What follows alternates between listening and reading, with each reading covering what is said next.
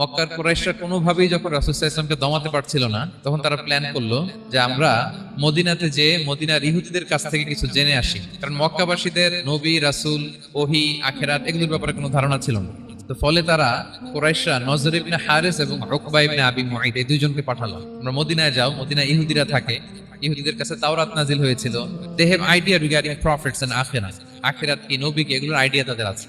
তো তাদের দুইজনকে পাঠালো যে তোমরা যে তাদের জিজ্ঞেস করো যে আমাদের জ্ঞাতি ভাইদের মধ্যে থেকে একজন তো নবী দাবি করে, সে কি আসলে নবী কিনা আমরা কিভাবে বুঝবো? তো যেই চিন্তা সেই কাজ, তারা গেল মদিনাতে, যে খুলে বললো যে আমাদেরই এক ছেলে, আমাদেরই এক লোক বয়স 40 হওয়ার পর থেকে বলে আমি নবী, আমার কাছে ওহী আসে, আল্লাহ আমার কাছে বাণী পাঠায়, আর তিনি আমাকে বাণী বাহক করে পাঠিয়েছেন তোমাদের কাছে, এটা আসলে সত্য কিনা, আমরা একটু কনফিউশনে আছি। তো ইহুদিরা বলল তোমরা যে তাকে 3টি প্রশ্ন করবে, যদি উত্তর দিতে পারে বুঝবে সত্য নবী।